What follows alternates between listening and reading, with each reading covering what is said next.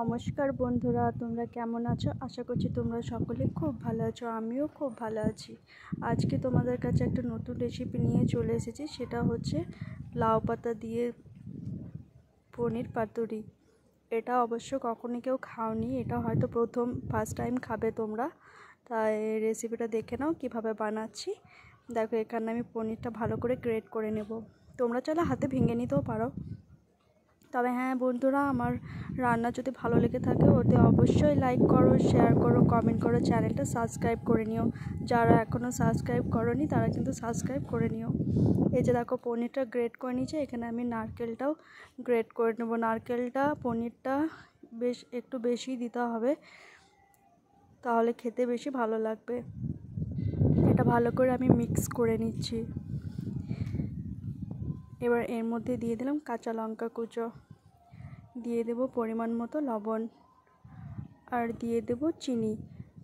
আর এখানে দেখো আমি দিয়ে দিচ্ছি সর্ষে বাটা। এখানে সাদা কালো সর্ষে দুটোই বাটা আছে, এটা আমি দিয়ে দিলাম।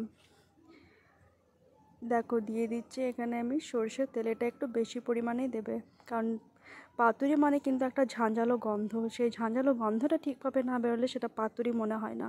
পাতুরির মধ্যে কিন্তু আরেকটা জিনিস খেয়াল রাখতে হবে, নুনটা আর মিষ্টিটা কিন্তু ব্যালেন্সটা ঠিক রাখতে হবে, তবেই সেটা ভালো লাগবে খেতে। এবার আমি পরিমাণ মতো চিনিটা দিয়ে দিলাম। এবার এটা ভালো করে মিক্স করে নেব। তারপর দেখো, এই যে লাউ পাতা আমি নিয়ে নিয়েছি বড় বড়, এই লাউ পাতাগুলোতে এবার দিয়ে আমি ভালো করে মুড়ে নেব। এই যে উপরে একটা কাঁচা লঙ্কা দিয়ে দিলাম। তোমরা চাইলে লাল কাঁচা লঙ্কাটাও দিতে পারো।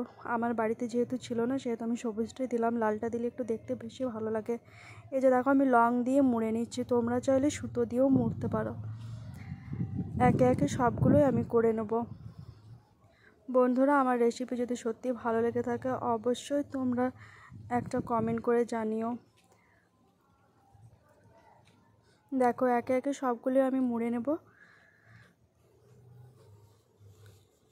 এইভাবেই তোমরা মুড়ে নেবে। লাউ পাতা দিয়ে করে দেখবে, খেতে খুব ভালো লাগে। এটা কিন্তু ভাত দিয়েও ভালো লাগে, আবার রুটি দিয়েও ভালো লাগে, দুটো দিয়েই খাওয়া যায়। এই যে দেখো আমার সব তৈরি করা হয়ে গেছে। এবার আমি ভাপে দিয়ে দেবো। যেহেতু আমার কাছে স্টিমার নেই সেহেতু আমি থালাটা ইউজ করেছি, আর তলায় একটা জামবাটি দিয়ে দিয়েছি। এবার ওপর থেকে আমি ঢাকা দিয়ে দেবো। মিনিমাম 20 থেকে 30 মিনিট হতে দিলেই হয়ে যাবে ভাপে। এটা কিন্তু বানিয়েও খেতে কিন্তু দুর্দান্ত হয়। নিরামিষ এই রেসিপিটা কিন্তু খুব ভালো যায়। যারা নিরামিষ খাবার দিন খুঁজে পান না কি খাবে, এটা কিন্তু একবার বাড়িতে অবশ্যই ট্রাই করে দেখতে পারেন। এই যে দেখুন, আমার কিন্তু প্রায় অর্ধেক হয়ে গেছে, আর কিছুক্ষণ বাকি আছে। কিছুক্ষণ পর আমি এটা নামিয়ে নেব। আমার এটা প্রায় রেডি হয়ে গেছে। দেখো, এটাও হতেও কিন্তু বেশি সময় লাগে না, কম সময়ের মধ্যে রান্নাটা কিন্তু হয়ে যায়। এই যে দেখো আমার তৈরি হয়ে গেছে। আমি তোমাদেরকে একটা খুলে দেখিয়ে দিচ্ছি। বাড়িতে কোনো অতিথি এলে এটা অবশ্যই বানিয়ে দিও, তারপর আমাকে কমেন্ট করে জানিও কেমন হয়েছিল। তোমরা সবাই ভালো থাকবে। আবার আমি নেক্সট রেসিপি নিয়ে চলে আসবো, কেমন?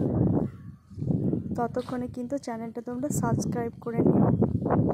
পারলে একটা লাইক করো, শেয়ার করো, কমেন্ট করে দাও। ঠিক আছে বন্ধুরা, টাটা।